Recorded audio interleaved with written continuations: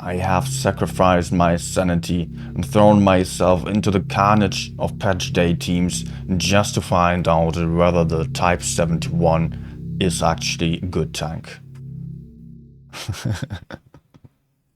Welcome guys, this is Nino, back for another video.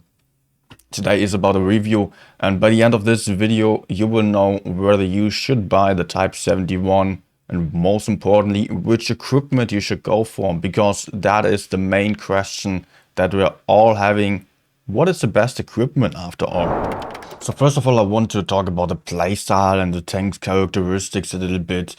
And I want to mention here the main strength of the Type 71 is obviously the armor that it has. It is really bouncy, it does have a really nice strong frontal armor, and also it does have fairly good sides that are really troll. You bounce off quite a lot of shots off these sides there, as there is spaced armor over the tracks, and overall the sides are really strong, and sometimes you even bounce off in a 90-degree angle as they are slightly angled inwards. You cannot even reliably penetrate the track wheel, which is really quite weird, as it is very rare to have that kind of behavior on any tank. The Kranwagen comes a little bit close there, but this is way worse on this one. As you can see here, there is this lower plate on the sides even angled inwards, and there is a very small triangle on the front that you can penetrate. So aim low if you aim for the tracks, and don't try at too steep angles, otherwise you just rather go for the weak spots that are just over the track wheels on the side.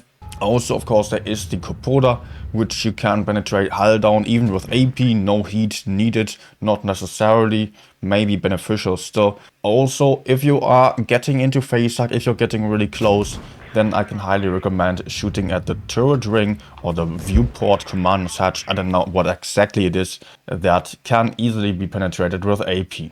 By the way, high penetration tanks like TDs or autoloaders just don't really struggle to penetrate the Type 71 frontally into the hull with a premium ammunition. The playstyle pretty much reminds of the T110 E5 a couple of updates ago. Remember the time that the E5 dominated the meta? Back then the E5 had just received a really strong speed boost and also the reactive armor, which made it pretty much OP, and it was just an insane brawler that had good hull down capabilities. And later on it got nerfed on the DPM and turret traverse.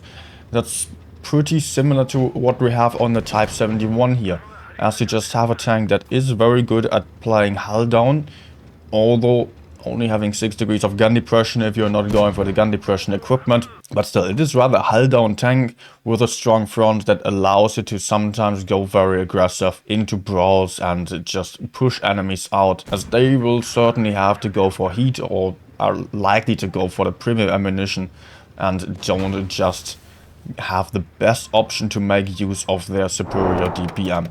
Talking about the DPM here, I want to get into the tank comparison to the other tanks that we have in the tech tree at the moment, and I think some tanks are very similar there, like the T125, the Super Conqueror. That's what this tank reminds me of as well. And also, of course, the armor is somewhat like the AMX M4.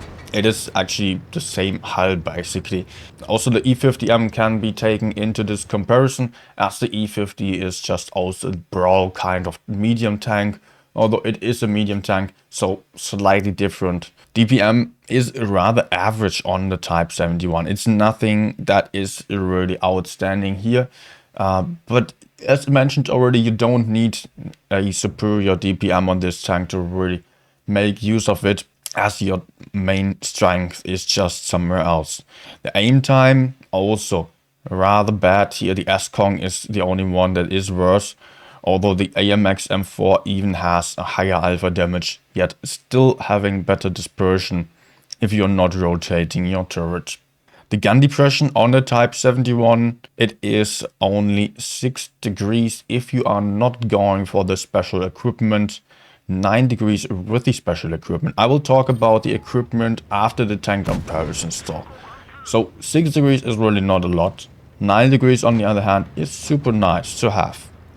Also, the speed depends on the equipment, although the top speed does not change at all, as you do have the special equipment for the better turret, better traverse speed and less terrain resistance, which just increases your acceleration, but the top speed remains the same. With the equipment of the better terrain resistance, you do have a better power to weight ratio that is actually better than most of the other heavies and comes close to the mediums. Otherwise, it is really rather average, if not on the lower end.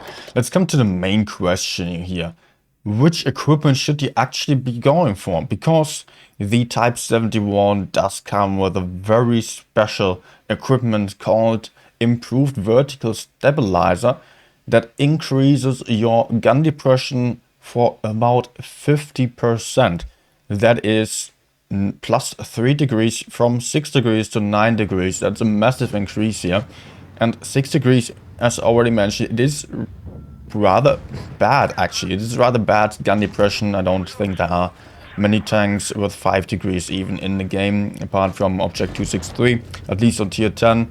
So yeah, you will struggle with the low gun depression, especially if you are not that experienced with that kind of tank. So the 9 degrees might come in very handy.